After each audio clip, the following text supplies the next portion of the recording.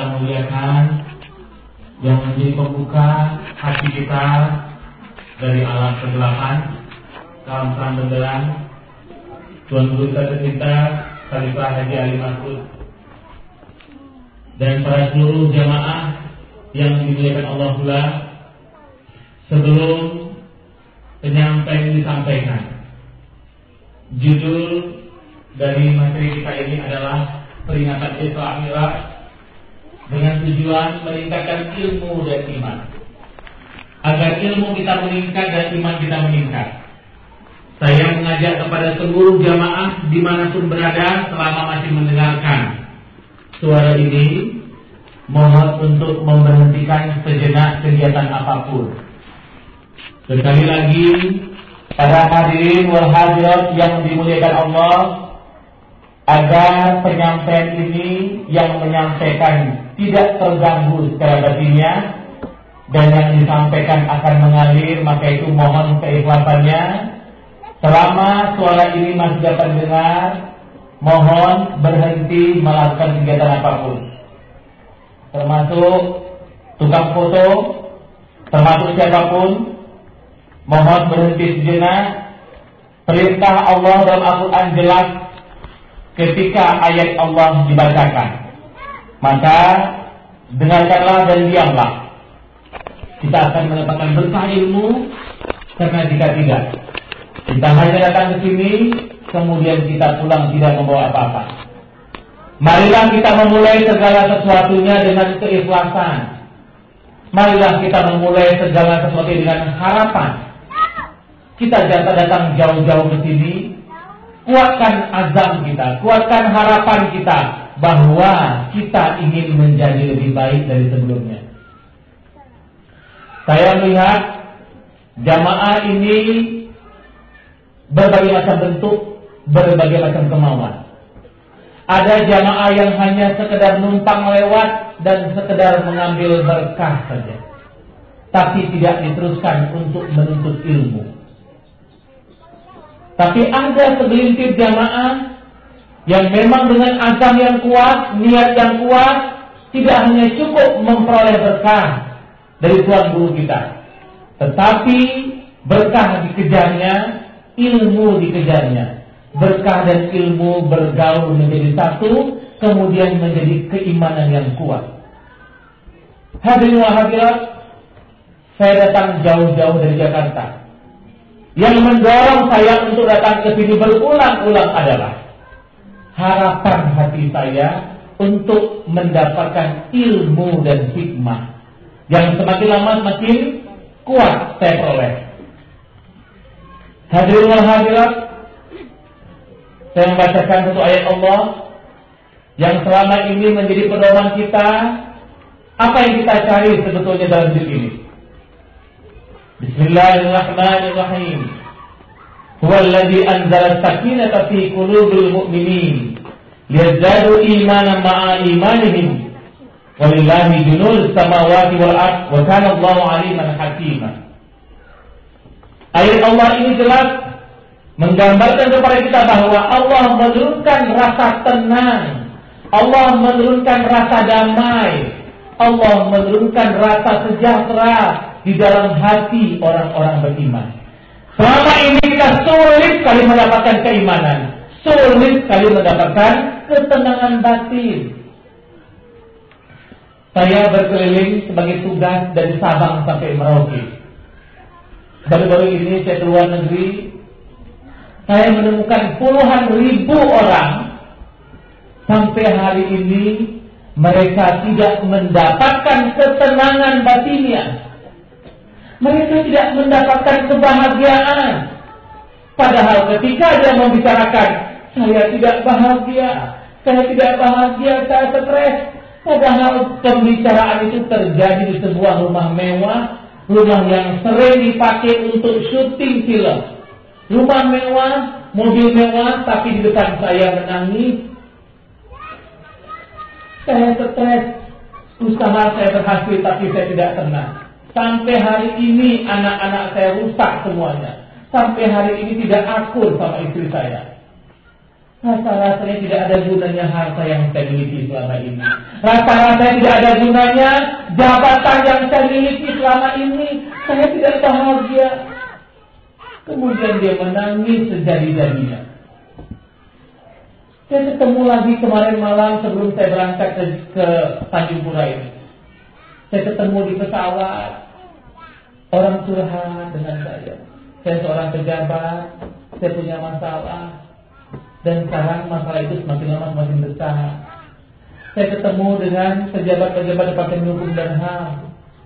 Mereka eselon-eselon tinggi, punya harta banyak, kedudukan tinggi, tapi juga tidak bahagia hatinya. Maka itu kita harus bersyukur, saudara sekalian, hadirin wal hadirat, para jamaah, para murid tuan guru yang dimuliakan Allah. Kita bersyukur kepada Allah dari sekian banyak manusia. Hanya segelintir yang terpilih oleh Allah untuk digetarkan hatinya, untuk merasakan nikmatnya iman. Semua yang kita hadapi ini adalah proses untuk mengejar keimanan yang semakin mantap, keimanan yang semakin kuat. Kehidupan ini semakin lama mengikis kita. Al-Quran yang menggambarkan bahwa kehidupan ini merontokkan keimanan kita. Al-imanu yazdadu wa yanqus. Rasulullah mengatakan, iman itu naik dan turun. Turun disebabkan karena godaan-godaan kehidupan. Di depan kita ini ada calon bupati. Saya ingin ingatkan kepada calon bupati yang terhormat, Bapak Haji Rudi Hartono Bangun SE. Dari Sabang sampai Merauke saya ketemu dengan calon wali kota, calon bupati, calon gubernur. Karena saya salah satu konsultan untuk pemenangan calon-calon itu. Tapi satu yang saya ingatkan Pak Rudi, jangan pernah tergila-gila dengan kekuasaan. Karena tergila-gila dengan kekuasaan sangat dekat dengan tergila-gila dengan harta benda. Sangat tergila-gila dengan harta benda, sangat dekat dengan kehancuran batinnya. Saya menemukan pejabat-pejabat itu sengsara. Mereka di puncak kekuasaan. Harta benda luar biasa mereka miliki, tetapi tidak bahagia. Padahal yang dikejar oleh setiap manusia yang terlahir di muka bumi ini, ujungnya adalah sakinah, kebahagiaan, kedamaian, ketenangan. Ya ayyatuhan nasul mutmainnah, irji'i ila rabbiki radiyatan mardiyah, fadkhuli fi ibadi wadkhuli jannati. Wahai jiwa yang tenang, meraih jiwa yang tenang inilah memerlukan ilmu. Ilmu yang kita peroleh itu mendukung kita untuk beriman. Iman yang kuat itulah membuat kita bahagia dan tenang. Bapak calon bupati yang terhormat, kalau memang nanti jabatan yang akan diperoleh seandainya menang, seandainya kekuasaan itu akan menghancurkan Pak Rudi, mendingan berhenti dari sekarang mencalonkan. Tetapi seandainya ada itikat baik, ya Allah, mohon kekuasaan ini membuat aku semakin berjuang demi kemajuan Islam, demi kemajuan orang-orang yang berkeinginan menuntut ilmu. Seandainya keinginan ini engkau uruskan, ya Allah, maka capaikan tujuan itu. Dan pastikan dan berjanjilah bahwa jamaah fardu ain ini, ya, hendaklah didukung. Ini pengajian dakwah yang sangat amat dibutuhkan oleh manusia dimanapun. Kemanapun saya pergi, saya sudah membuktikan Bapak Ibu sekalian bahwa yang diajarkan tuan guru adalah sangat amat dibutuhkan banyak orang dimanapun kami berada. Hadirin wal hadirat, kadang-kadang orang sekolah sudah terlalu tinggi, mendapat gelar profesor, doktor, tetapi gelar tingginya itu tidak sanggup membuatnya tenang.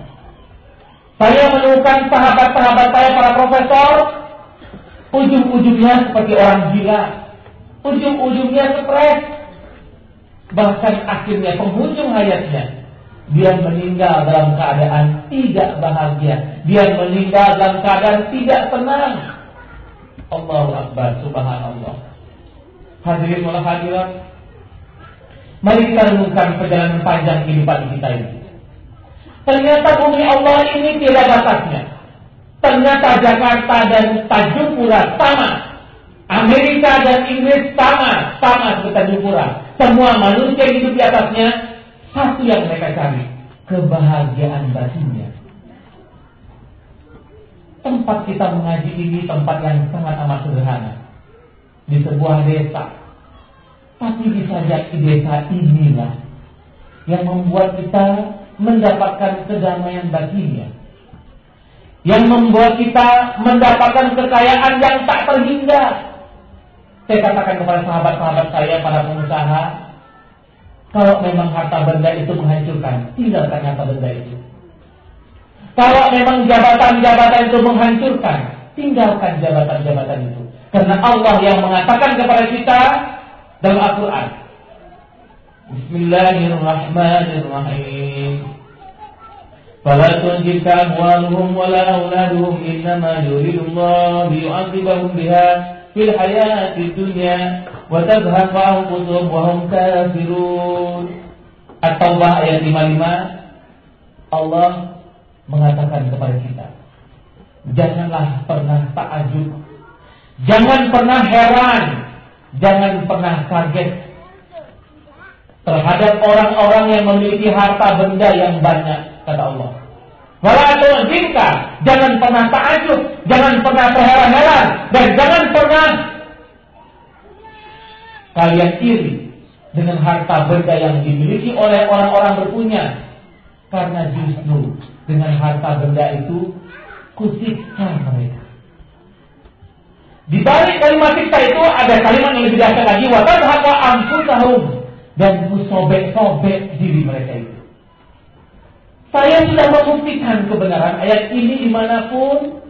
Banyak sekali orang-orang yang curhat ke saya, Ustaz, saya punya rumah mewah, saya punya ini, punya itu, tapi saya tersiksa. Saya datang ke rumahnya amat sangat mewah, tetapi dia tersiksa. Ternyata janji Allah itu benar. Karena ternyata harta benda itulah yang melupakan dirinya dari menuntut ilmu. Ilmu yang mendorongnya untuk beriman, iman yang mendorongnya untuk mendapatkan kebahagiaan batinnya. Saya amat bersyukur, Bapak Ibu yang dimuliakan Allah. Saya sudah katakan berulang-ulang, kalau boleh ketemu dengan Tuan Guru, tiap hari saya mau ketemu sama Tuan Guru. Tidak ada yang paling penting yang saya miliki kecuali ilmu yang saya peroleh. Yang jadi masalah, saya sudah curhatkan kepada Tuan Guru. Ilmu yang saya peroleh ini saya mau tingkatkan menjadi iman, Tuan Guru. Bagaimana caranya? Saya baca buku, saya pergi ke sana kemari, saya lihat Allahu Akbar, apa yang Tuan Guru ajarkan terbukti benar ada.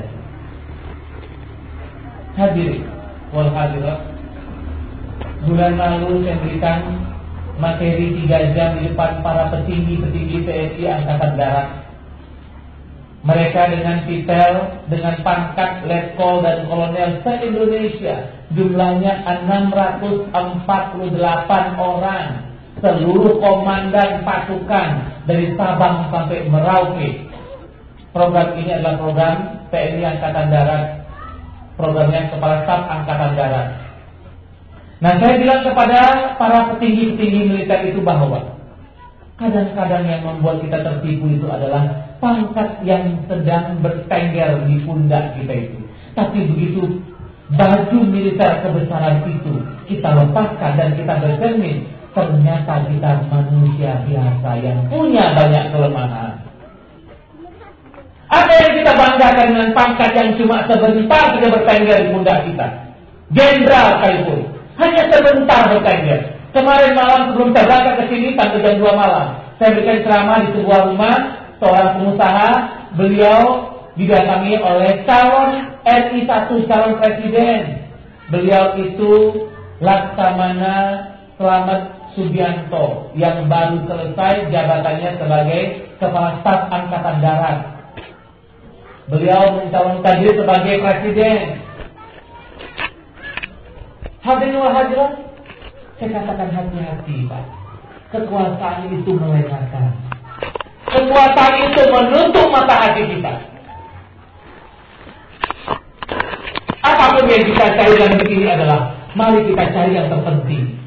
Marilah kita semua hadirin hadirat, kita bertanya kepada diri kita masing-masing, apa yang perlu kita cari sebelum semuanya kita cari. Apa yang pertama harus kita miliki sebelum yang lainnya kita miliki.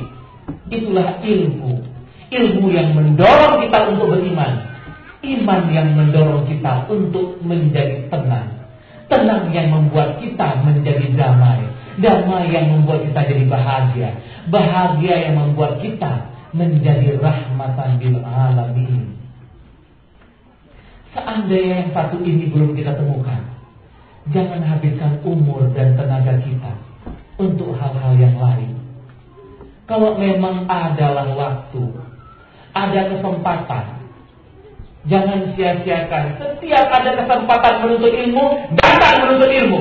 Karena ilmu tidak dijamin oleh Allah, dia harus dituntut. Karena perintah Rasul, menuntut ilmu itu wajib, dia harus dituntut. Hadirin wal hadirat, seminggu yang lalu saya menghadiri pemakaman saudara kita, Dr. Insinyur Imaduddin Abdul Rahim. Beliau adalah kelahiran Tanjung Pura. Pemakamannya di Taman Makam Pahlawan Kalibata. Dalam usia 77 tahun. Saya sangat dekat dengan beliau. Beliau sangat dekat dengan Pak Habibie. Sambil menangis beliau mengingatkan ketika ayahnya dulu melepaskan beliau berangkat ke Bandung untuk kuliah di ITB. Ayahnya berpesan kepadanya, "Nak, ayah tidak membawa kamu apa-apa, tidak membekalkan kamu apa-apa. Hanya ingat pesan ayahnya, jangan kau habiskan umurmu, tenagamu, pikiranmu untuk mengejar-ngejar yang sudah dijamin oleh Allah. Itulah rezeki. Jangan kau habiskan umurmu, tenagamu, pikiranmu untuk mengejar-ngejar sesuatu yang Allah sudah jamin. Itulah rezeki. Tapi habiskanlah umurmu, tenagamu, pikiranmu untuk mengejar-ngejar yang Allah tidak pernah menjamin. Itulah ilmu dan hidayah. Karena dia harus dituntut. Itu sebabnya Rasulullah mengajarkan kepada kita, thalabul ilmi fardhatun 'ala kulli muslimin wa muslimatin. Dan menuntut ilmu itulah wajib. Jadi kita harus menuntut. Dan menuntut itu perlu perjuangan. Seandainya keinginan saya berangkat ke Tanjung Pura ini, berangkat ke Kampung Darat ini, digoda oleh bisnis, Ridwan, batalkan saja berangkat ke Tuan Guru. Karena kok ada bisnis di Jakarta, kan lumayan. Sayang kan, sekian puluh juta. Ngapain berangkat ke Tuan Guru? Nah, seandainya bisikan-bisikan dunia ini mampu mengalahkan saya, maka hari ini saya kehilangan kesempatan mendengarkan tausiah guru kita. Alhamdulillah saya menang. Saya menang mengalahkan bisikan setan itu. Saya berangkat ke sini. Ada satu harapan, ya Allah, sempurnakan ilmu hamba ini, ya Allah. Karena ilmu yang tidak berubah jadi iman tidak ada gunanya. Hanya sekedar tahu, tapi tidak berbuah jadi iman.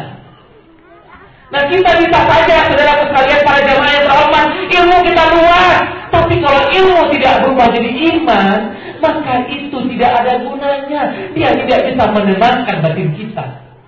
Itu yang saya kejar. Saya belajar ke sana kemari belajar. Tuan Guru ngajarkan saya meminta, Tuan Guru ngajarkan saya ilmu laduni. Saya peroleh alhamdulillah. Tapi kalau ilmu tidak berbuah iman, maka tidak akan pernah menenangkan batin saya. Itu yang membuat saya terdorong untuk berangkat ke sini menuntut ilmu. Hadirin wal hadirat, ilmu memang harus tuntut. Kemudian kita sempurnakan menjadi iman. Saya berulang-ulang tanyakan itu kepada Tuan Guru. Tuan Guru, kadang-kadang saya masih tidak tenang, Tuan Guru.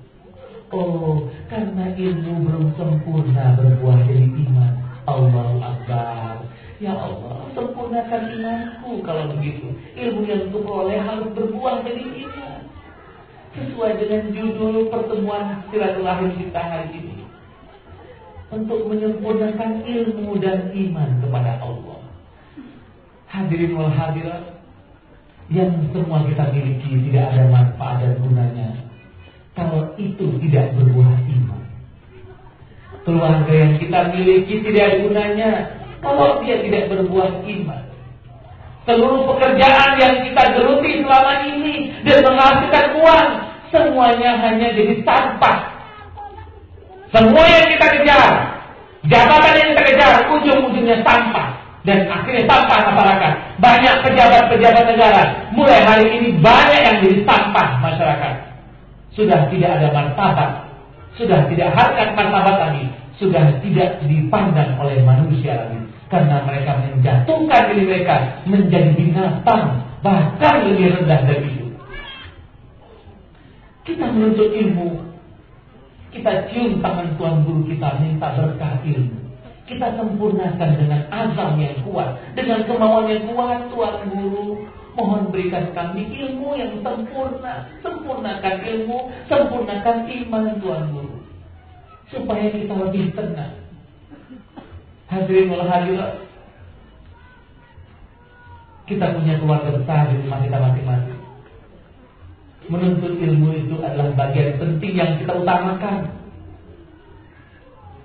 Dan kalau bisa, kita bermohon jangan diakhirkan dulu hayat kita ini secara syariat sebelum kita puas betul menjadikan ilmu yang kita peroleh ini berbuah menjadi iman. Hadirin wal hadirat, kita bersyukur satu demi satu misteri hidup semua sudah semakin terbuka. Hidup ini isinya misteri. Kita dapat istri pun, bagi bapak-bapak, dapat istri nggak pernah kita minta dari kecil. Istri kita yang itu tahu-tahu kenal waktu besar, kita menikah dengan istri itu. Yang istri nggak pernah minta sejak kecil, suami saya itu waktu besar yang itu. Tahu-tahu kita ketemu waktu dewasa dan kita menikah. Itu misteri. Tahu-tahu kita minta anak laki-laki yang keluar perempuan, kita minta perempuan yang keluar laki-laki. Itu juga misteri. Kita setengah mati bekerja, yang kita harapkan sebulan sekian juta, dan akhirnya dapat cuma sekian ratus ribu. Itu juga misteri. Terlalu banyak misteri yang terjadi di muka bumi ini. Tapi dengan ilmu hakikat yang kita pelajari ini, tidak ada lagi yang namanya misteri. Karena semua selembar demi selembar sudah mulai terkuat. Kalau misteri-misteri itu selembar demi selembar semakin terbuka, itulah yang membuat kita seperti orang yang sedang berjalan di kegelapan, kemudian tiba-tiba ada lampu raksasa yang menerangi di atas kepala kita dan kita berjalan dengan tegak, berjalan dengan sangat percaya diri. Tapi kita bayangkan seandainya kita berjalan dalam kegelapan, maka kita tidak tenang. Kita bersyukur kepada Allah Subhanahu wa taala, satu demi satu Allah bukakan misteri demi misteri itu. Sebagai penutup, hari ini kita bermohon kepada Tuan Guru agar mendoakan kita semua. Satu hal yang paling penting adalah kita bermohon kepada Tuan Guru untuk mendoakan kita agar mudah dapat ilmu. Itu yang penting, mudah mendapatkan ilmu. Tidak bebal otak kita, tidak bebal hati kita. Itu yang penting. Saya berdoa, ya Allah, mudah-mudahan Tuan Guru saya berdoa supaya saya ini tidak bebal otak saya, tidak bebal hati saya. Kami bicara terima sama Tuan Guru. Rasulullah SAW pernah bersabda, "Shallu kama ra'aitumuni usolli." Salatlah kalian sebagaimana kalian melihat aku salat. Tadi malam Tuan Guru ceritakan sama saya dalam hubungan dengan Isra Mi'raj. Karena Isra Mi'raj ini yang paling sering dikupas orang tentang sholat, karena sholat itu turun pada Isra Mi'raj itu. Orang-orang tidak pernah bertanya, "Shallu kama ra'aitumuni usolli." Ya, salatlah kalian wahai umatku, kata Rasulullah, sebagaimana kalian melihat aku sholat. Ada dua hal ini. yang selama ini orang hanya melihat cara gerak Rasulullah sholat yang 13 rukun itu. Allahu Akbar, diangkatnya tangannya. Allahu Akbar, kemudian ruku. Allahu Akbar, berdiri lagi. Itu yang dilihat dengan mata kepala. Tapi kenapa kita tidak pernah nanya, ya Rasulullah, aku sudah lihat cara kamu sholat, ya Rasul. Tunggat-tunggit, itu kulihat dengan mata kepalaku. Nah sekarang bagaimana yang aku tidak bisa lihat dengan mata kepalaku? Bagaimana engkau sholat, wahai Rasul, yang tidak bisa kulihat dengan mata kepalaku, ya Rasul? Itu yang perlu kita pelajari dalam acara Isra Mi'raj ini. Orang-orang yang cuma belajar syariat, ajarkan anaknya, yang penting kau sholat, nak. Dan sholat sudah jelas dituntun Rasulullah. Caranya begini, caranya begitu, dan ujungnya salam. Assalamualaikum, assalamualaikum. Akhirnya anak-anak itu pun ikutlah dia sholat seperti yang diajarkan guru-gurunya. Tapi mereka kehilangan kesempatan. Bagaimana melihat batinnya Rasulullah yang sholat itu? Itu yang perlu kita kejar sampai ke negeri Tanjung Pura ini, sampai ke desa ini. Itu yang perlu kita kejar. Kalau belajar bagaimana cara sholat di seluruh dunia sudah diajarkan. Tunggat-tunggit itu, angkat tangan, tangannya kemudian di perut. Itu kita lihat bagaimana Rasulullah sholat dengan mata kepala melihatnya. Tapi siapa yang pernah nanya, ya Rasulullah, engkau sholat cara batin itu seperti apa? Secara fisik sudah melihat. Para sahabat melihat Rasulullah sholat. Sahabat mengabarkan kepada para sahabat berikutnya, tabi'in terus menunjukkan, Rasulullah sholatnya begini, begitu. Iya, itu sholat yang bisa dilihat dengan mata kepala. Tapi sholat Rasulullah yang tidak bisa dilihat dengan mata kepala itu bagaimana? Nah itulah yang perlu kita sempurnakan, berulang-ulang, hafal, kaji karena diulang. Maka itu jangan pernah bosan, tuntutlah ilmu dari buayan sampai kerewahan. Karena ilmu tidak gratis, dia harus dituntut. Tetapi ingat, tadi malam pun kami sudah diskusi sama Tuan Guru, semakin kuat perjuangan kita Tuan Guru karena tantangannya semakin berat.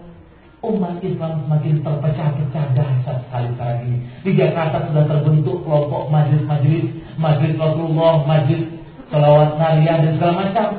Tapi setiap mereka pergi kemana-mana, pakai motor, pakai mobil, bawa bendera, kalau ada yang ganggu langsung diserang. Apa ya betul majelis Rasulullah seperti itu? Apa sekejap itu Rasulullah mengajarkan kepada umatnya?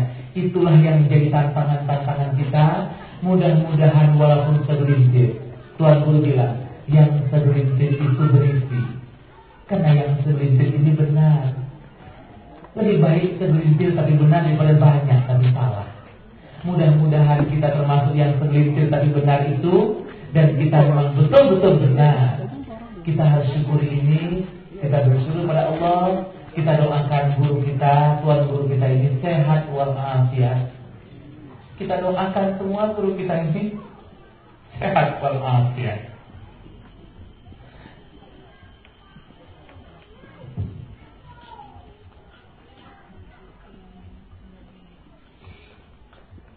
Karena saya mengundang Tuan Guru kita ke Jakarta, kami sekali menunggu di Jakarta. Orang-orang berilmu tinggi titanya, tetapi hatinya rontok, bajunya rontok. Saya ingin mengajak Tuan Guru ke Jakarta seminggu 2 minggu. Mereka kering batinnya, hatinya kering. Sudah pergi jauh kemanapun, ke seluruh dunia mereka sudah pergi. Perlu saya kabarkan kepada hadirin, adiknya Pak Habibie, adik kandung Pak Habibie. Setelah saya berikan materi selama 3 jam di kantor Menko Perekonomian, ketika itu Pak Budiono belum diangkat sebagai Gubernur BI. Seluruh petinggi-petinggi Departemen Menko Perekonomian ikut materi saya selama 3 jam. Setelah materi selesai, saya didekati mereka. Yang paling mendekatkan saya itu adalah adiknya Pak Habibie. Pak Ridwan minta waktu 5 menit saja, tolong ke ruangan saya sebentar, saya mau curhat. Sampai saya di ruangannya, Pak Ridwan, saya sama kayak abang saya Habibi, saya lulusan Jerman, doktor dari Jerman Pak Ridwan. Saya sudah kuliah kemana-mana, sudah belajar ke seluruh dunia, tapi satu yang saya belum peroleh, ilmu tentang batin Pak Ridwan, tolong saya. Itu adik kandung Pak Habibie, Pak Ridwan. Polpen saya ini bisa tanda tangan minimal 800 miliar karena saya pejabat. Tapi alhamdulillah sampai hari ini selamat Pak. Polpen ini tidak membuat saya korupsi seperak pun. Pak Ridwan, setiap hari saya pergi kerja, naik kereta api, turun di stasiun kereta api, dari stasiun kereta api ke kantor menteri naik ojek. Tiba-tiba difoto oleh wartawan, adik Pak Habibie berangkat kerja naik ojek. Dipanggil oleh Pak Menteri, Pak Budiono, Menteri Perekonomian, Menko Perekonomian, sekarang menjadi Gubernur BI Bank Indonesia. Pak Arifin Habibie ini betul foto Pak Arifin Habibie, betul Pak? Bapak malu punya staf seperti saya? Tidak. Saya bangga punya pejabat eselon 1 seperti Anda. Saya akan gunting foto ini, saya akan bawa kemana-mana. Nah, orangnya tawadu, sudah pejabat tinggi, dia takut kali kalau tidak bahagia waktu matinya nanti. Hadirin wa hadirat, dia sudah sekolah ke Jerman, ke Amerika, kemarin saya telepon lagi di London. Dia takut kali korupsi, dia takut dengan harta benda, dia takut dengan kekuasaan. Dia bilang, Pak Ridwan, saya ingin mengaji Pak Ridwan. Kemanapun saya pergi, saya sudah dapatkan ilmu macam-macam, tapi yang belum saya peroleh adalah ilmu tentang batin Pak Ridwan, tolong. Nah, ini pejabat negara, hadirin wa hadirat. Mereka nuntut kapan dapat kesempatan belajar ilmu batin. Nah, kita yang sudah depan mata, Tuhan guru kita dekat rumah kita, hanya melangkah di Pakuan dan melangkah di Pakuan Susu, melangkah dari Medan, hanya dekat, nggak mau berjuang. Allahu Akbar. Memang kebangetan kita kadang-kadang. Orang-orang sudah keliling dunia, dia cari, kok belum tenang batinku, kok belum bahagia batinku belum bahagia. Mereka cari kesana kemari. Kita yang sudah dekat masih mau menjauh, yang sudah jauh pengen mendekat. Betapa durhakanya kita dengan ilmu, hadirin wa hadirat. Sempurnakan ilmu jadi iman, karena iman yang membuat kita bahagia. Itu yang membuat saya hadir di sini. Aku mohon kepada Allah untuk terus dihadirkan. Ya Allah, berikan kesehatan lahir dan batin bagi kita semuanya, agar kita bisa terus mengaji dan mengkaji. Itu saja. Sekali lagi, sebagai anggota jamaah Majelis Taklim Fardhu Ain, mengajak kepada semua jamaah, marilah kita bahu-membahu, saling ingat-ingatkan tawasau bil haq wa tawasau bis sabr. Mudah-mudahan kita terus mendapatkan ilmu dan hikmah yang tiada terhingga. Karena kita pun juga harus menyelamatkan keluarga besar kita masing-masing. Ku anfusakum wa ahlikum nar. Setelah rasanya damai di hati, damaikan pula keluarga besar kita itu. Sebarkan kepada tetangga-tetangga kita. Mohon maaf lahir dan batin, pada Tuan Guru, mohon izin Tuan Guru, mohon maaf, mohon doa. Wabillahi taufiq wal hidayah. Wassalamualaikum warahmatullahi wabarakatuh.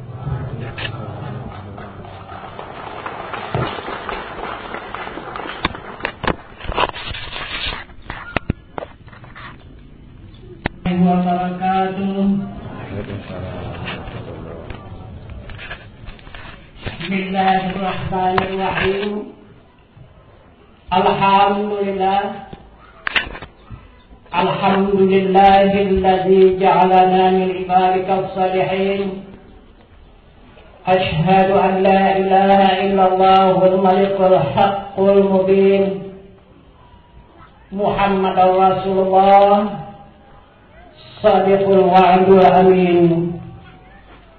Allahumma salli wa sallim ala sayyidina Muhammadin wa ala alihi wa sahbihi ajma'in. قال الله تعالى به القرآن الكريم أعوذ بالله من الشيطان الرجيم بسم الله الرحمن الرحيم سبحان الذي أسرى بعبده ليلا من المسجد الحرام إلى المسجد الأقصى الذي باركنا حوله لنريه من آياتنا إنه هو السميع البصير ربي اشرح لي صدري ويسر لي أمري واحلل عقدة من لساني يفقه قولي وما أرسلناك إلا رحمة للعالمين لقد كان لكم في رسول الله أسوة حسنة صدق الله العظيم.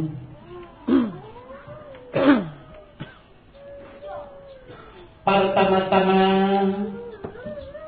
yang saya hormati saudara kita, jamaah kita yang datang dari jauh, yang dari ibu kota, dari tadi malam bersama kita di tempat ini untuk menyampaikan pengalaman-pengalaman mereka selama melaksanakan tugas fardu ain untuk berdakwah, mengamalkan ilmu yang diperlukan oleh junjungan kita Nabi Muhammad sallallahu alaihi wasallam di tengah-tengah masyarakat, seluruh pejabat tinggi negara. Dan yang saya hormati juga anggota Majlis Ta'lim Fardhu Ain yang telah mewakili seluruh jemaah untuk menyampaikan kata sambutan. Dan kemudian beliau berniat dan bermaksud bukan saja memimpin Majlis Ta'lim Fardhu Ain, bahkan jika Allah mengabulkan, jika Allah meridai, jika Allah memberkati beliau untuk memimpin masyarakat se-Kabupaten Langkat ini. Dan juga yang saya muliakan,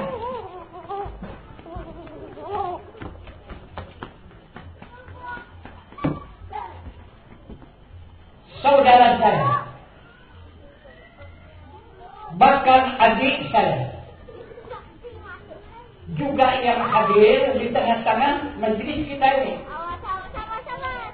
yang juga ikut turut membimbing dan mengasuh Majlis Ta'lim Fardhu Ain di bidang rohani dan nurani, di bidang batinnya yang diwajibkan oleh junjungan kita Nabi Muhammad sallallahu alaihi wasallam, yaitu nama beliau Abdul Rahab. Itulah yang dikenali saya duduk tadi. Dan yang saya hormati seluruh pimpinan Majlis Ta'lim Fardhu Ain. Dan yang saya hormati panitia pelaksana peringatan Isra dan Mi'raj junjungan kita Nabi Muhammad sallallahu alaihi wasallam yang dilaksanakan pada sore hari ini. Dan lagi yang saya hormati seluruh perwakilan Majlis Ta'lim Fardhu Ain yang berhadir di tempat majlis yang berbahagia ini, yang datang dari Medan, yang dari Kabupaten dari Serdang, yang dari Kecamatan Secangkan, yang dari Binjai, yang dari Tanjung Beriling, yang dari Tanjung Pura, yang dari Gebang, yang dari Pangkalan Meranang, yang dari Pangkalan Susu, dan Batitang dan seterusnya. Tidak habis saya sebutkan satu persatunya.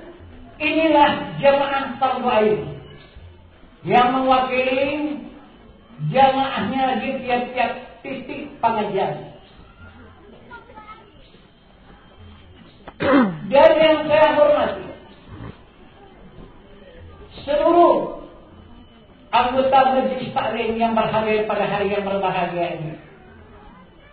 Dan lagi yang saya muliakan, para kaum muslimin dan muslimat yang berhadir di majelis yang berbahagia ini.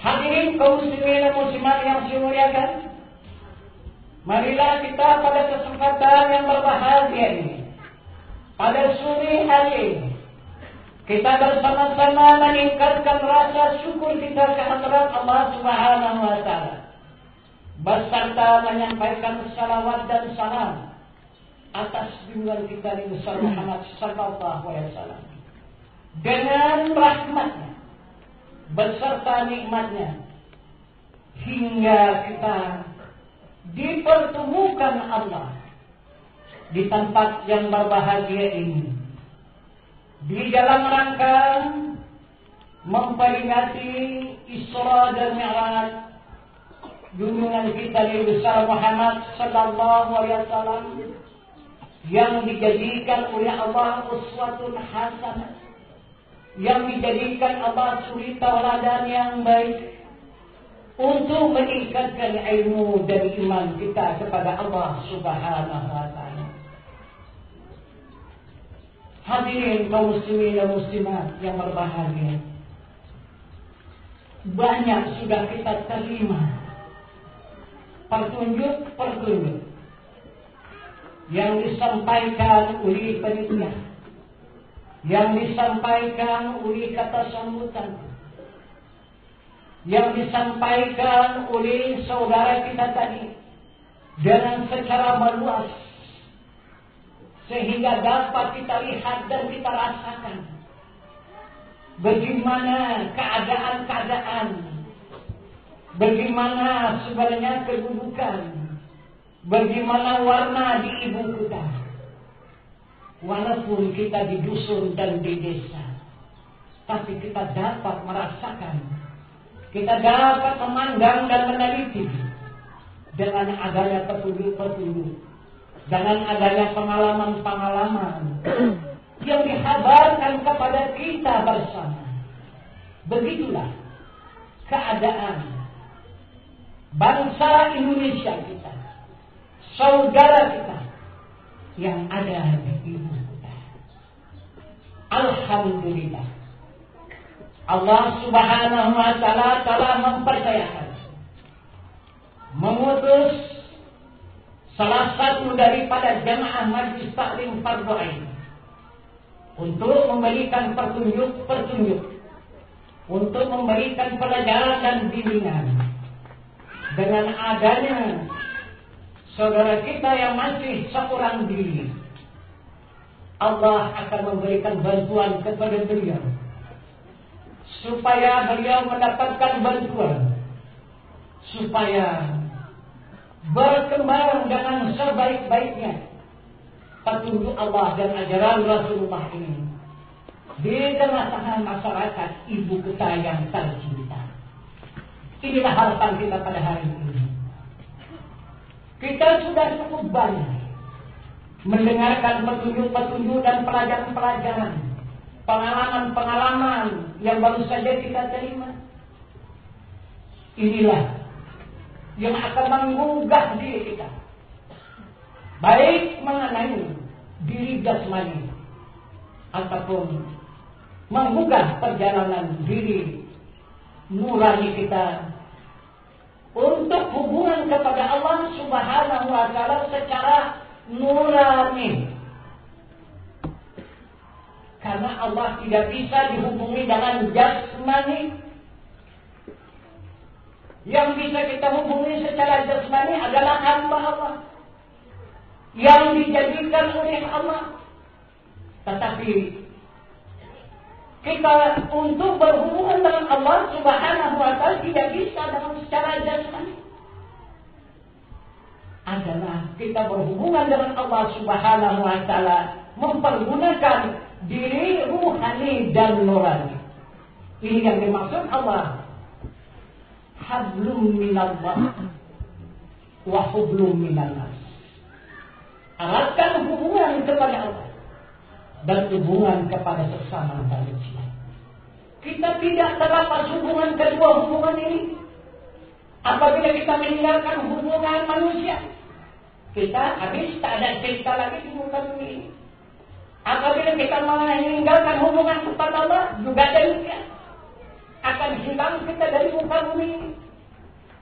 Jadi dengan adanya kita nyata di muka bumi ini, mendapatkan kekuatan, kesehatan, dan kebanggaan dan kemuliaan dengan adanya Allah Subhanahu wa Ta'ala.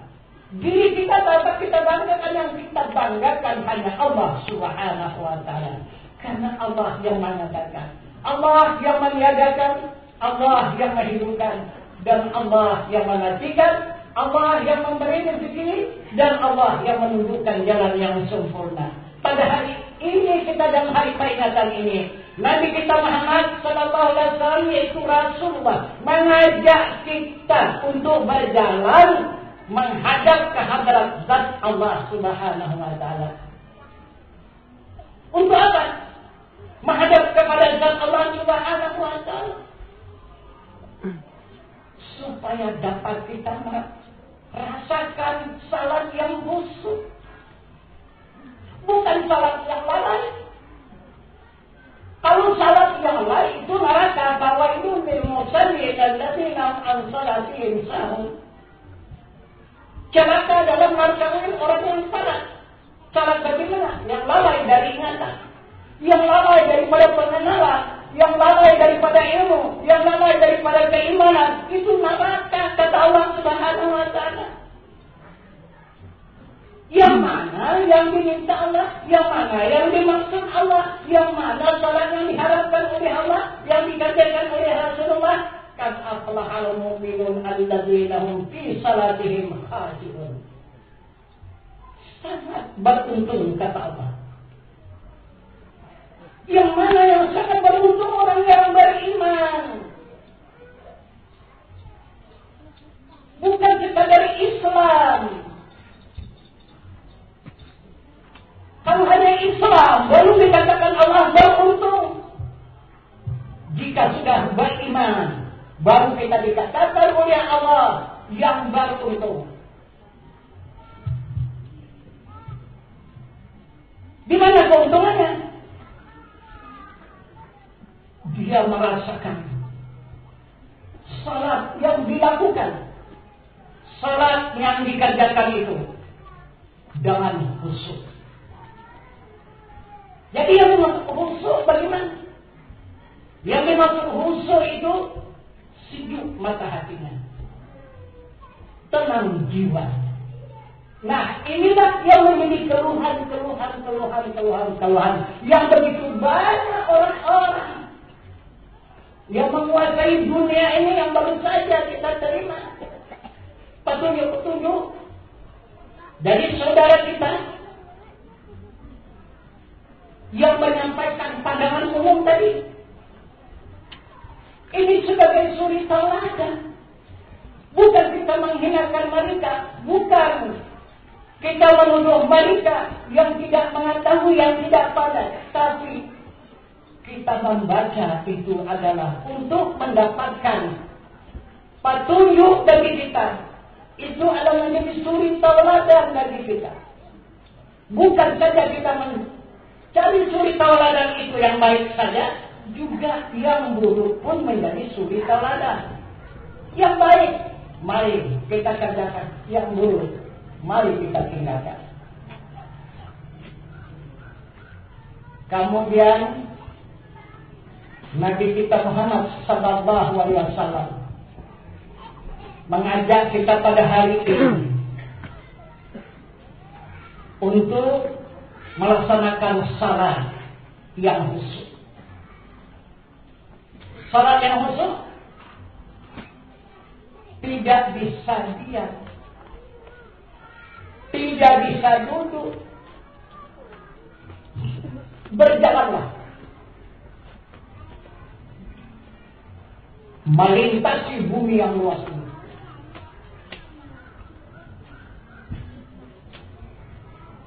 Berangkatlah, meninggalkan bumi yang luas ini,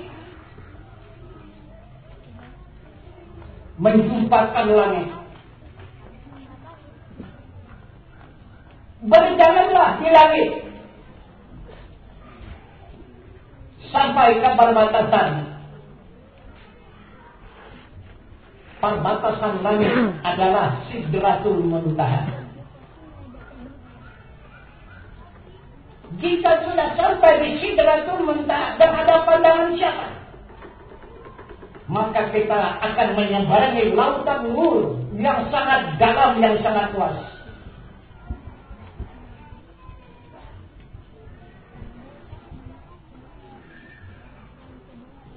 Lautan itu mempunyai lapisan-lapisan, tapi tiap-tiap lapisan itu melewati pintu berjumlah 70.000 lapisan. Jika sudah ini kita seberangi, barulah kita bertemu dengan yang kita maksud, dengan yang kita harapkan, dan yang kita cintai. Siapa? Dialah yang maha suci. Dialah yang punya milik diri manusia. Dialah yang punya milik alam semesta ini. Inilah yang disebut Zat yang maha suci.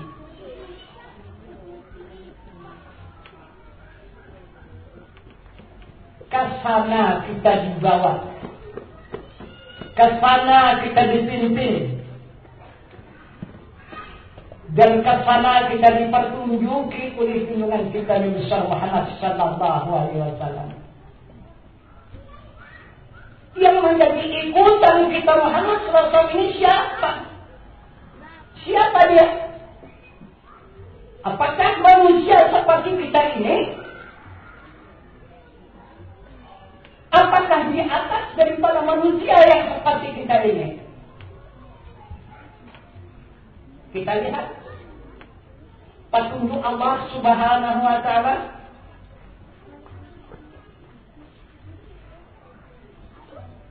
Allah menurunkan pemimpin yang dipercayakan untuk memimpin bumi dan langit ini, dan untuk memimpin diri manusia. Pertama, dijadikannya yang bumi ini. Berapa orang yang dijadikan pemimpin oleh Allah, orang diambil daripada bumi ini? 23 orang.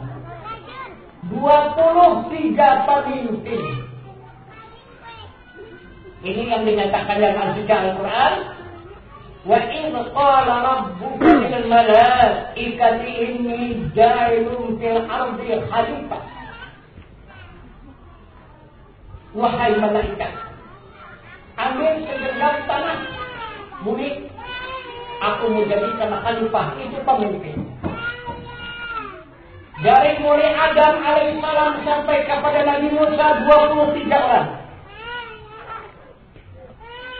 Itulah yang dipertunjukkan, yang diperlihatkan oleh Allah Subhanahu wa taala kepada sekalian hamba-Nya yang ada di muka bumi ini. Tetapi tidak sempurna yang 23 orang ini memimpin diri manusia yang ada di muka bumi ini dengan sempurna. Kemudian Allah ganti Tidak diambilnya lagi yang dari bumi, diambilnya dari langit. Penduduk langit. Langit yang kedua. Apa isi langit yang kedua? Berisikan malaikat. Ini yang diturunkan yang menjadi pemimpin di muka bumi ini. Luar biasa dahsyatnya.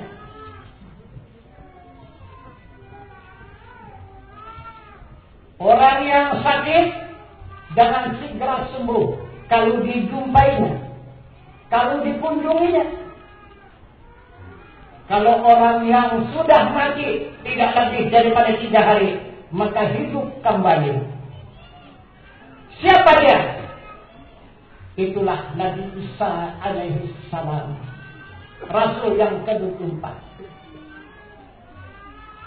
Juga tidak mampu juga menyempurnakan agama Allah di muka bumi ini untuk ditaati dan diamalkan oleh hamba Allah yang ada di muka bumi ini. Maka Allah ambil lagi, diutusnya lagi turun ke muka bumi ini untuk memimpin hamba-hambanya yang ada di muka bumi ini, untuk menyempurnakan agama Allah, supaya dapat menceritakan Allah itu dengan benar, supaya dapat memperkenalkan siapa diri Allah itu yang sebenarnya. Siapa? Itulah orang kandungan semesta alam. Bukan lagi orang bumi, bukan lagi orang langit, bahkan orang kandungan semesta alam. Siapa?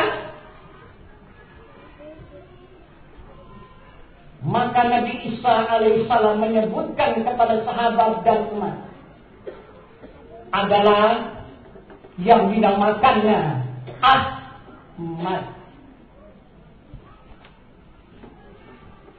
Ini yang diutus oleh Allah Subhanahu wa taala turun ke muka bumi ini, adalah kandungan semesta alam yang bernama Ahmad. Sampainya di muka bumi ini, maka menamakan dirinya Muhammad sallallahu alaihi wasallam. Nah, hadirin kaum muslimin yang berbahagia, siapa yang kita peringati pada hari ini? Siapa yang mengajak kita pada hari ini untuk menjumpai zat Allah Subhanahu wa taala supaya dapat melaksanakan salat dengan khusyuk? Siapa yang mendapat melakukan salat secara khusyuk? Itulah yang aman dan tenteram dan sejahtera untuk kembali kepada Allah Subhanahu wa taala. Inilah yang mendapatkan dakhalal jannah, yang mendapatkan surga untuk menghapuskan nafas yang terakhir meninggalkan dunia ini. Ini yang dijanjikan oleh Allah Subhanahu wa taala.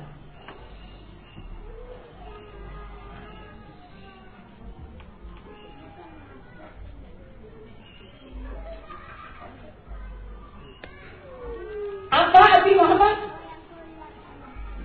Suci. Kita adalah mengikuti pemimpin yang suci.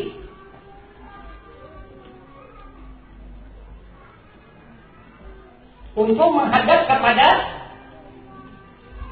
Zat yang Maha Suci.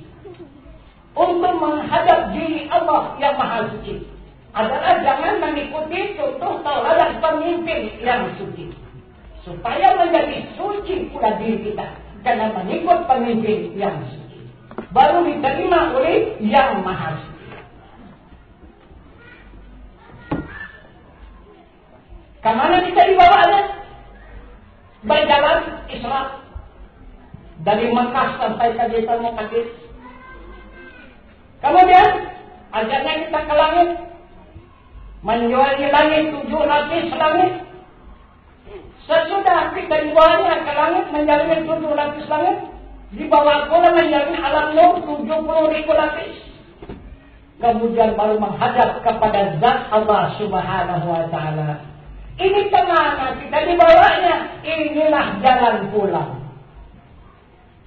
Tidak ada jalan yang lain untuk kita pulang ke hadrat zat Allah Subhanahu wa taala, mengikut petunjuk Allah ihdinas siratal mustaqim, untuk mengikuti jalan yang lurus, jalan yang diridai oleh Allah Subhanahu wa taala. Inilah satu-satunya jalan.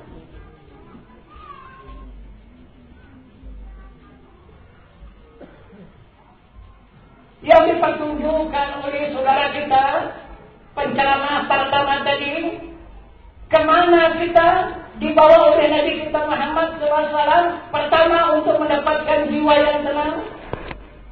Jika sudah mendapatkan jiwa yang tenang, barulah kita dicintai oleh Zat yang Maha Suci. Irji'i ila rabbiki radiyatan mardiyah. Jika sudah dicintai oleh Zat yang Maha Suci, baru kita wadkhuli jannati, baru masuk kita langsung ke dalam surga. Jadi apabila kita tidak dapat menerima keridaan, tidak dapat penerimaan dari Zat yang Maha Suci, dari mana mendapatkan surga? Jadi surga itu adalah yang awalnya mendapat penerimaan dari Zat Allah yang Maha Suci. Jadi bagaimana kita mengikut suri tauladan perjalanan Nabi kita Muhammad SAW yang dijalankan oleh Allah Subhanahu wa taala sebagai suri tauladan, sesuai dengan keterangan Allah tadi, dinyatakan kepada kita subhanallazi asra bi 'abdihi lailan minal masjidil haram ila al-masjidil aqsa alladzi barakna hawlahu linuriyahu min ayatina innahu huwas samiul basir. Subhanallazi asra bi 'abdihi lailan minal masjidil haram ila al-masjidil aqsa. Maha suci Allah memperjalakan hambanya dari Masjidil Haram ke Masjidil Aqsa. Aqsa ini adalah Zat yang Maha Suci. Ini perjalanan yang sangat puncak. Ini Aqsa. Pada ibadah haji, Aqsa ini adalah wukuf di Arafah. Itu Aqsa. Di dalam salat itulah takbiratul ihram. Itu Aqsa. Allahu itu Aqsa. Baru Akbar. Barulah nyata kebesaran yang Maha Esa. Karena kita sekarang diajak, karena kita dibawa oleh Nabi kita Muhammad SAW adalah yang diutus oleh Allah Subhanahu wa taala, orang yang suci, orang yang dijadikan Allah kandungan semesta alam, yang diturunkannya ke muka bumi ini untuk memimpin hamba-hamba Allah yang ada di muka bumi ini supaya bisa kembali kepada yang muhit semesta alam. Siapa yang muhit semesta alam? Inilah Zatnya yang Maha Suci. Kesana kita dibawa Isra dan Mi'raj. Maka Nabi mengatakan dalam sabdanya, as-salatu mi'rajul mu'min. Salat adalah mi'raj orang yang beriman. Artinya orang yang kembali kepada Zat Allah Subhanahu wa taala yang Maha Suci. Itulah artinya mi'raj.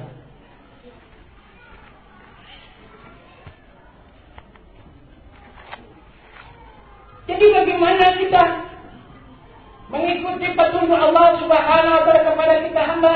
Allah mengatakan kepada kita hambanya ini, laqad kana lakum fi Rasulillahi uswatun hasanah. Telah ada atas diri Rasulullah contoh teladan yang baik bagi kamu. Bagaimana supaya kita ikut Rasulullah untuk menjumpai Zat Allah Subhanahu wa taala? Bagaimana ikut Rasulullah Isra dari Makkah sampai ke Baitul Maqdis? Bagaimana ikut Rasulullah menjalani langit? Bagaimana mengikut Rasulullah untuk menjadi alam nur? Bagaimana mengikut Rasulullah untuk menghadap kepada Zat Allah Subhanahu wa taala yang Maha Suci? Maka saudara kita tadi tidak sedikit memperingatkan kepada kita semua. Talibul ilmi Tidak ada peringatan beliau tadi, hanya talibul ilmi, tuntut ilmu. Sesuai dengan dakwah Rasulullah. Juga Rasulullah tidak sunyi mengingatkan kepada umatnya, tuntut ilmu, talibul ilmi fardhatun ala kulli muslimin wal muslimat. Bermula menuntut ilmu fardu ain atas muslim laki-laki dan muslim perempuan yang akhir tadi. Itu kata Rasulullah. Ilmu apa yang wajib dituntut? Ilmu jasmani, ilmu rohani, dan ilmu nurani. Karena diri kita ini tiga, jasmani, rohani, dan nurani, semuanya pakai ilmu. Kalau tidak pakai ilmu, diri kita ini akan celaka. Jika pakai ilmu, diri kita akan selamat. Sesuai dengan petunjuk Allah, ya ayyuhalladzina amanu khulul missilmi kaffah. Wahai orang yang beriman, masukkan diri kamu ke dalam Islam secara menyeluruh.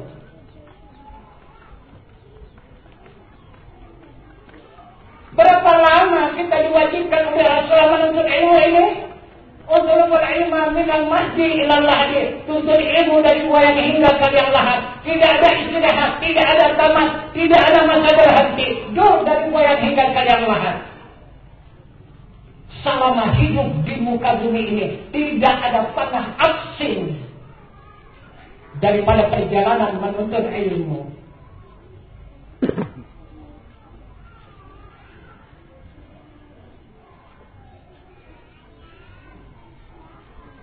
Saudara kita begitu jauh dari mengatakan dia dari kota ibu kota Jakarta kemari untuk mendapatkan ilmu. Kenapa maka beliau tempuh sampai kemari begitu jauh? Apakah tidak ada di sana ilmu yang seperti ini? Banyak ilmu. Tapi mungkin tidak ada keserasian. Karena ini berdasarkan keserasian. Kenapa beliau tidak segan untuk menempuh lautan, menempuh udara, daratan dan sebagainya untuk datang ke pelosok ini untuk mendapatkan ilmu? Karena beliau senantiasa mendapat petunjuk dari Rasulullah. Karena Rasul mengatakan kepada umatnya, "Utlubul ilma minal bisin." Tuntut ilmu walau ke negeri Cina. Nah, mana jauhnya Jakarta dengan darat ini sama dari sini ke negeri Cina? Kita katakanlah sama. Berarti tidak salah.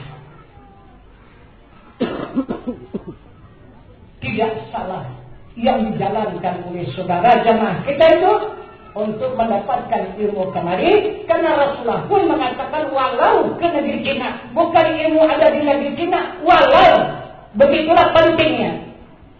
Walaupun lautan terbentang, musim seberangin, walaupun gunung yang tinggi dijaki, walaupun udara diterbangi, jangan sampai meninggalkan ilmu. Jika kita tinggalkan ilmu, kita akan menanggung akibat.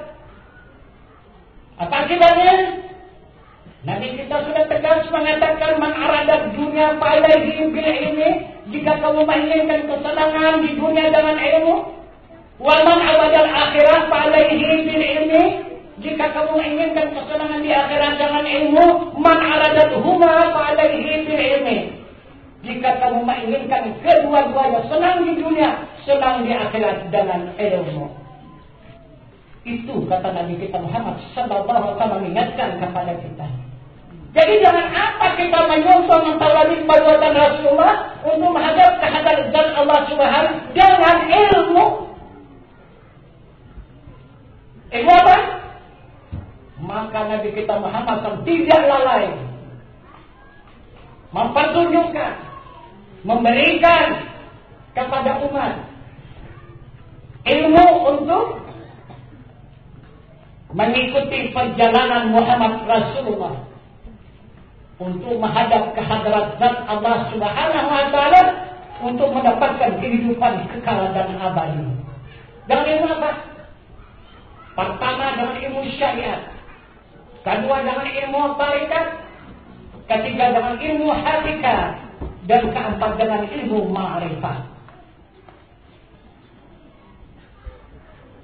Jadi yang dikatakan ilmu ini adalah penglihatan. Yang dimaksud dengan ilmu Rasulnya adalah pandangan. Jadi jika terbuka penglihatan kita, pandangan syariat, maka bisalah kita mengikuti Muhammad berjalan Isra dan Mi'raj sampai ke Baitul Muqaddas. Apa ini syariat? Inilah af'al Allah, inilah perbuatan Allah. Jika kita tuntut ilmu tarikat, jika sudah kita tuntut ilmu tarikat yang diwajibkan oleh Rasulullah kepada kita umat, baru kita dapat melihat lapisan-lapisan langit yang berjumlah 7 lapis langit. Kemudian kita tingkatkan ilmu kita, ilmu hakikat.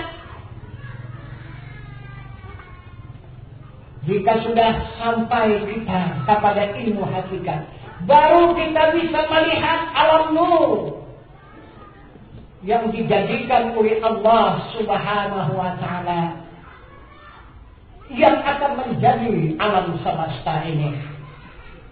Maka dapatlah kita berjalan mengikuti Muhammad Rasulullah melewati alam nur itu 70.000 lapis.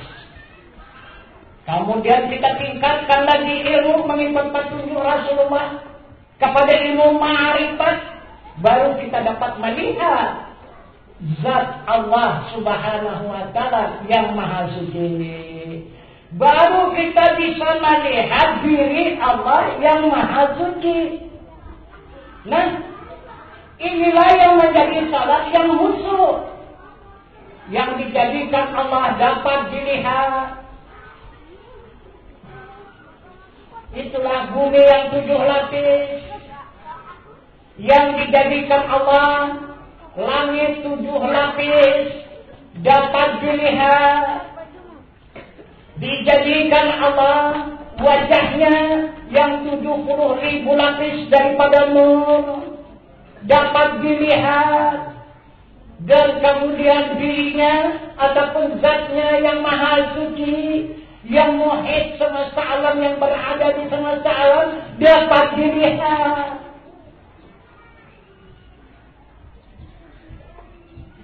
Kemudian barulah dihadap. Sesudah dilihat baru dihadap. Hadapilah perbuatan Allah 7 lapis bumi. Hadapilah asma Allah yang 7 lapis langit. Hadapilah wajah Allah yang melainkan istri Sehon yang 70.000 lapis. Dan hadaplah zat Allah yang maha suci. Apa namanya? Inilah ilmu sudah menjadi iman. Ilmu baru dapat melihat, tapi belum dapat menghadap.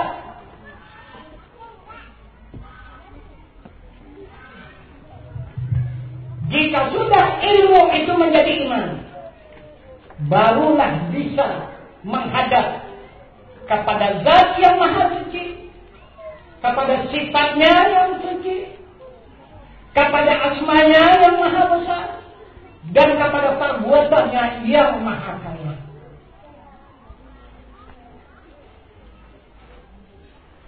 Baru dijadikan iman. Apa itu iman? Apa itu iman? Iman itu pengenalan. Akhirnya pengenalan, itulah yang menjadi cinta. Barulah mendapat jaminan dari Allah Subhanahu wa ta'ala. Mana dimana Allah ya ayyuhalladzina amanu qu anfusakum wa ahlikum nara. Wahai orang yang beriman, selamatkan diri kamu dan ahli keluarga kamu daripada api neraka. Maka dijamin oleh Allah Subhanahu wa taala terhindar daripada azab neraka jika sudah kita berilmu ditingkatkan menjadi iman. Bukan saja diri kita yang selamat, bahkan ahli keluarga kita juga ikut selamat. Itu jaminan Allah Subhanahu wa taala. Nah, kesadaran kita sekarang dibawa oleh Nabi kita Muhammad SAW di dalam peringatan Isra dan Mi'raj ini untuk menyentuh mental nadani seperti yang dikatakan Allah kepada kita uswatun hasanah, menjadi contoh teladan yang baik bagi diri kita. Inilah peringatan Isra dan Mi'raj ini.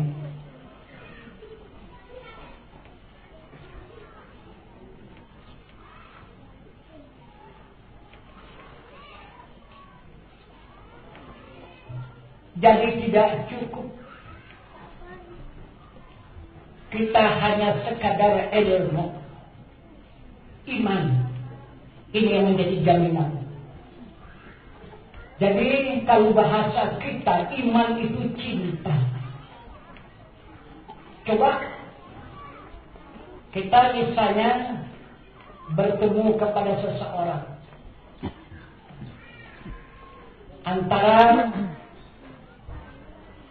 laki-laki dengan perempuan. Sekali, dua kali bertemu, itu baru tahu.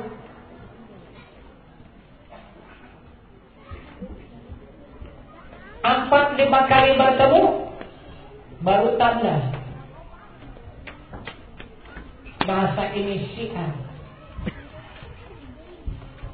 Sering-sering bertemu, baru berkenalan, baru kenal. Karena seringnya bertemu,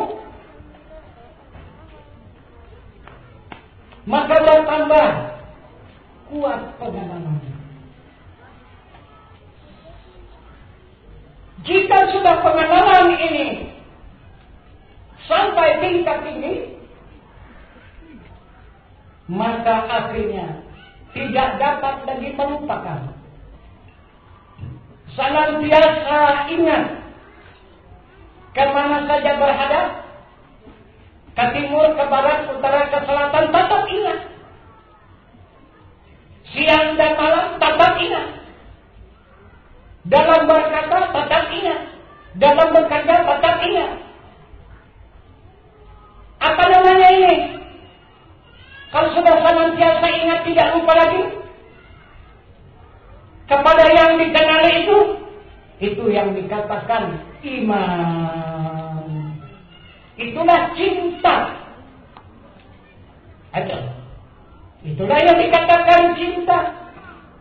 Cinta itu yang dimaksud oleh Allah, iman. Itulah dia maksud daripada iman. Itu maka apa saja yang kita kerjakan, baik dalam ibadah salat, tidak ada ingatan kita, hanya kepada zatnya dan sifatnya, kepada wajahnya yang laisa kamitslihi syai'un, kata pandangan, dan kepada zatnya yang maha suci, itu hadap. Itu yang dimaksudnya kullu syai'in khaliqun ila wajhah, sesuatu itu rusak lagi binasa kecuali wajahnya dan zat yang tidak rusak dan tidak binasa. Kesanalah ingatan itu. Itu maka semua ibadah khusyuk. Dikerjakan salat menjadi khusyuk. Karena tidak ada ingatan, hanya semata-mata kepada zat dan wajahnya yang suci. Kalau dia laksanakan dalam cara puasa, nikmat. Karena memandang wajahnya yang laisa kamitslihi syai'un seumpamanya dan menghadap kepadanya zat yang maha suci penuh dengan kenikmatan, maka nikmat puasa itu. Dan mengeluarkan zakat itu adalah sangat beruntung, mendapat dua pemberian dari Allah Subhanahu wa taala. Pertama keberkatan, yang kedua kesucian. Dan jika dilaksanakan ibadah haji, maka mendapatlah haji yang mabrur ataupun mabrurah. Apa yang dimaksud dengan haji yang mabrur? adalah orang yang menerima hadiah dari Allah Subhanahu wa taala. Hadiah apa yang diterima dari Allah Subhanahu wa taala? 3 buah surga. Pertama, tawaf di rumah Allah, di Baitullah, mendapat kebun surga, mendapat tanah surga. Kemudian wukuf di padang Arafah, mendapat istana surga. Dan kemudian berangkat ke Madinah, melaksanakan salat arba'in, mendapat kebun surga. Jadi 3 surga dihadiahi oleh Allah Subhanahu wa taala bagi hamba-hambanya yang beriman. Jadi kemanapun hamba yang beriman itu adalah surga, adalah kesenangan batinnya, dan mendapatkan kesenangan zahiriyah. Karena batin dan zahir itu tidak bisa bercerai. Rasul mengatakan zahir itu syariat, batin itu hakikat. Wa syariatu bila hakikati asilatu wal hakikati bila syariati batilah. Nah, jadi inilah Nabi kita Muhammad sallallahu alaihi wasallam mengajak kita, membawa kita kepada jalan yang lurus, jalan yang diridai oleh Allah Subhanahu wa taala, dan jalan yang diridai oleh Allah Subhanahu wa taala, jalan yang disenangi, jalan yang disukai, jalan yang dicintai oleh Allah Subhanahu wa taala. Nah, kenapa? Maka sesudah kita tuntut ilmu itu khusyuk, kita melakukan salat. Karena yang dimaksud khusyuk itu adalah di dalam salat itu Allah itu nyata. Yang mana yang nyata? Zatnya itu nyata, sifatnya itu nyata, asmanya itu nyata, dan afalnya itu nyata. Jadi tidak ada lagi yang diragukan, tidak ada lagi yang dihayalkan, semuanya nyata. Arti nyata itu apa? Iman. Nyata itu iman, yang disebut dengan hakul yakin, itu adalah nyata. Itu jadi nyata Allah Subhanahu wa taala. Jadi Allah mengingatkan kepada sekalian hambanya dalam hadis kudusi, dia menyatakan, "Ma zahartu fi syai'in ka zaharatil insani." Tiada dua nyataku pada suatu seperti nyataku pada diri manusia. Jadi Allah mengatakan, zat Allah mengatakan dan memberikan petunjuk kepada sekalian hambanya, aku maha nyata pada diri manusia. Karena manusia itu tidak ada, kata Allah, yang ada itu adalah diriku. Mazahatu fi syai'in ka zaharatil insani. Tapi kenapa maka kita tak bisa melihat Tuhan? Kenapa maka kita tak bisa menghadap Tuhan? Kenapa maka kita tidak bisa mengenal Tuhan? Kenapa maka kita tidak bisa mengetahui Tuhan? Karena Dialah yang maha nyata. Itu.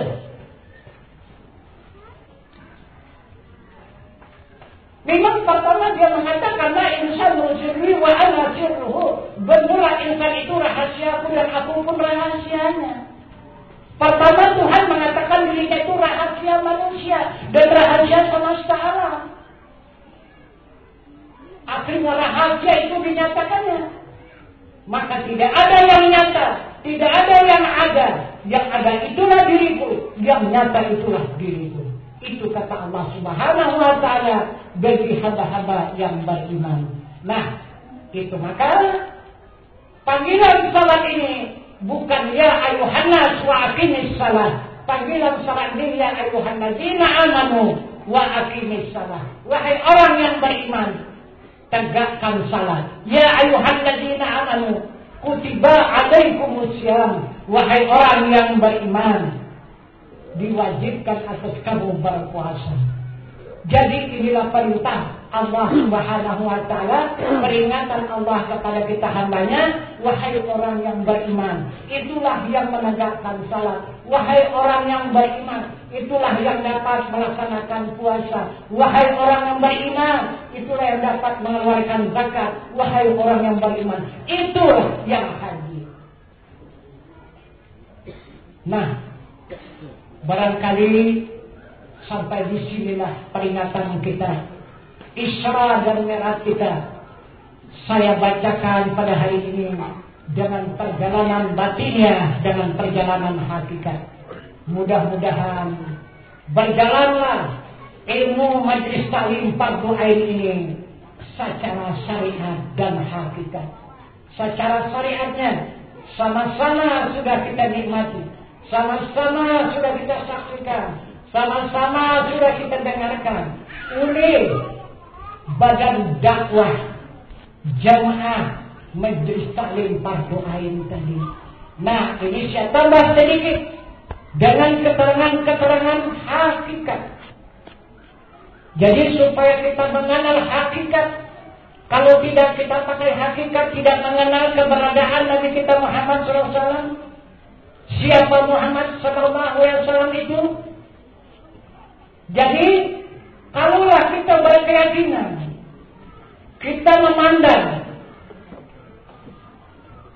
Nabi kita Muhammad SAW manusia seperti kita ini, sekarang dia sudah mati, sudah meninggal dunia. Kalaulah Muhammad itu mati, sesudah dia meninggal dunia, semuanya kita ini mati. Tidak ada lagi kita hidup. Karena itu contoh tauladan. Semuanya kita mati. Kalau Muhammad itu mati, berarti matilah kita ini semua. Tapi kita tidak. Kita tidak mengatakan mati. Kita tidak ikut kabar dari manusia. Kita tidak mengikut kabar mutawatir yang tidak bertanggung jawab. Kita adalah berpedoman kepada kabar yang wajib. Mana kabar yang wajib? Itulah Al-Quranul Karim, yang dari kalam Allah, yang dicakapkan oleh Rasulullah kepada kita. Di mana beradanya Nabi kita Muhammad SAW, yang kita peringati pada Isra dan Mi'raj pada hari ini, yang menjadi contoh tauladan kepada kita untuk jalan kembali kepada Allah Subhanahu wa Ta'ala. Tidak ada jalan yang kembali yang benar, yang mustaqim, yang milik dari Allah. Inilah menjadi Isra dan Mi'raj Nabi kita Muhammad sallallahu alaihi wasallam. Di mana dia berada Muhammad SAW? Kenapa kabar ini kita mengatakan tidak mati? Al-Quran mengatakan tidak mati. Yang mana dikatakan tidak mati? Huwal awalu, huwal akhiru, huwal zahiru, huwal batinu. Muhammad itu dia ada awal, Muhammad itu dia akhir, Muhammad itu ada zahir, Muhammad itu ada batin. Itu kata Al-Quran. Zahirnya itu mana? Muhammad nurani. Batinnya apa? Akhirnya ruhani. Zahirnya insani. Batinnya Rabbani. Mana dia nurani? Nyawa bagi diri manusia. Inilah awalnya Muhammad. Akhirnya Muhammad menjadi hati manusia. Mana zahirnya Muhammad insani, tubuh manusia. Mana batinnya Muhammad Rabbani, menjadi rahasia pada diri manusia. Cobalah pandang, cobalah lihat. Batin Muhammad itu adalah rahasia sekalian manusia. Awal Muhammad itu nyawa seluruh manusia. Akhir Muhammad hati manusia. Dan zahir Muhammad adalah badan manusia. Coba lihat. Kalau melihat Muhammad, lihat sekarang di mana dia berada. Di mana berada Muhammad itu? Lihatlah itu. Keterangan Al-Quran. Maka Allah selalu mengingatkan kepada kita. Apa kata Allah? Fi anfusikum afala tubsirun. Yang ada pada diri kamu itu kenapa tidak kamu lihat? kamu lihat. Yang ada pada diri kamu itu siapa? Pada diri kamu itu yang sebenarnya. Badanmu itu siapa? Hatimu itu siapa? Nyawamu itu siapa? Yang hidup pada dirimu itu siapa? Itu kata Allah Subhanahu wa Ta'ala. Barangkali sampai di sini peringatan Isra dan Mi'raj yang dapat disampaikan secara hakikat. Maka marilah sama-sama kita bermohon kepada Allah Subhanahu wa Ta'ala. Yang sangat penting kita yang berhadir pada hari ini untuk bermohon kepada Allah, memanjatkan doa kehadirat Allah Subhanahu wa Ta'ala sesuai dengan petunjuk Allah, wal uji mustajib lakum, minta oleh bersungguh-sungguh niscaya aku beri, kata Allah Subhanahu wa Ta'ala. Kita yang berhadir pada hari ini bukan lagi puluh, ini ratusan kita hamba Allah yang berhadir di majelis ini. Maka Nabi kita Muhammad SAW mengatakan, jika umat itu berkumpul 41 orang, jika dia bermohon kepada Allah Subhanahu wa Ta'ala, permohonan mereka yang 41 orang serupa dengan permohonan wali Allah 1 orang, itu akan dikabulkan oleh Allah Subhanahu wa Ta'ala. Tetapi saudara kita, jamaah kita majelis taklim fardu ain tadi telah menyampaikan permohonannya kepada kita. Mohon saya doakan, tolong saya bantu, saya akan bermaksud menjadi pemimpin masyarakat se-Kabupaten Langkat ini.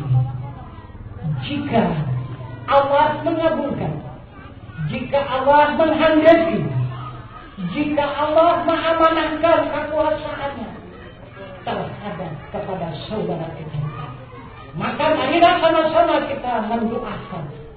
Semoga Allah Subhanahu wa Ta'ala akan menerima doa kita serta memperkenankannya dan mengabulkannya. Maka tercapailah cita-cita saudara kita majelis taklim fardu ain yang mewakili majelis anggota keseluruhannya yang menyampaikan kata sambutan tadi. Itulah saudara kita yang hadir pada hari ini adalah yang bernama Haji Budi Hartono SE, yang akan berniat untuk pertama memimpin majelis taklim fardu ain ini